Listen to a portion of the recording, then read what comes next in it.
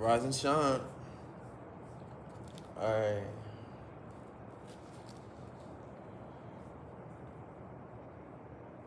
We are on Hebrews chapter 1. The Son is in the express image of the person of the Father. Christ is the only begotten Son, and thus above the angels. God, who at sundry times and in diverse manners spake in time past unto the fathers by the prophets, hath he in these days spoken unto us by his Son, whom he hath appointed heir of all things, but whom also he made the worlds, who being the brightness of his glory and the express image of his person, and upholding all things by the word of his power, when he had by himself purged our sins, sat down on the right hand of the majesty on high, being made so much better than the angels, as he hath by inheritance attained a more excellent name than they. For unto which of the angels said he at any time, Thou art my son, this day I have begotten thee. And again, I will be to him a father, and he shall be to me a son. And again, when he bringeth in the first begotten into the world, he saith, and let all the angels of God worship him. And of the angels he saith, who maketh his angels spirits, and his ministers a flame of fire. But unto the Lord he saith, Thy throne, O God, is forever and ever. A sceptre of righteousness is the sceptre of thy kingdom. Thou hast loved righteousness and hated iniquity. Therefore God, even thy God, hath anointed thee with the oil of gladness above thy fellows. And thou, Lord, in the beginning hast laid the foundation of the earth, and the heavens are the works of thy hands. They shall perish, but thou remainest, and they all shall wax old as doeth a garment.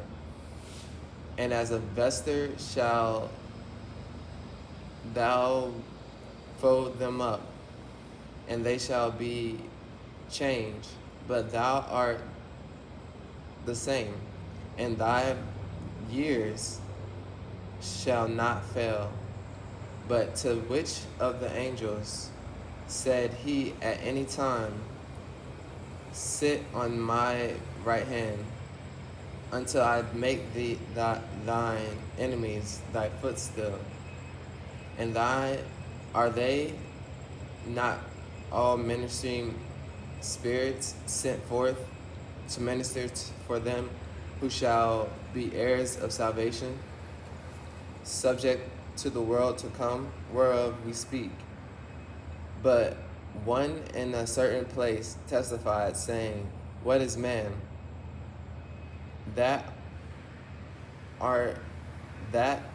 thou art mindful of him, of the Son of Man, that thou visitest him?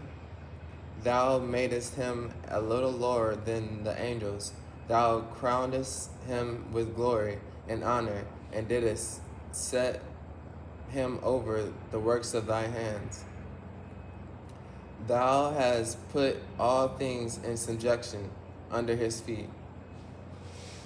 For in that he put all in subjection under him, he left nothing that is not put under him. But now we see not yet all things put under him.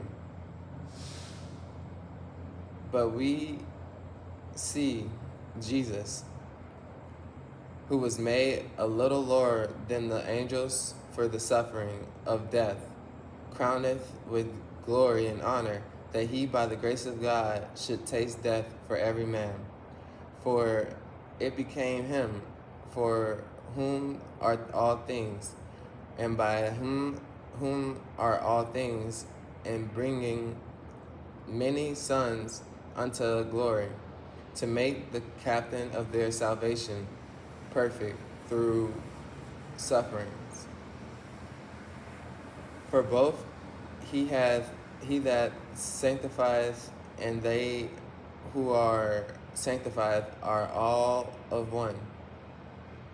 For which cause he is not ashamed to call them brethren, saying, I will declare thy name unto my brethren. In the midst of the church will I sing praise unto thee. And again, I will put my trust in him. And again, behold, I and the children which God hath given me. For as much then as the children are partakers of flesh and blood, he also himself likewise took part of the same, that through death he might destroy him that had the power of death, that is, the devil, and deliver them who through fear of death were all their lifetime subject to bondage. For verily he took not on him the nature of angels, but he took on him the seed of Abraham. Wherefore in all things it behooved him to be made like unto his brethren, that he might be merciful and faithful high priest in things pertaining to God, to make reconciliation for the sins of the people. For in that he himself hath suffered being tempted, he is able to secure them that are tempted. That's a lot of explaining. Okay. God, who at sundry times in diverse manners spake in time past unto the fathers by the prophets.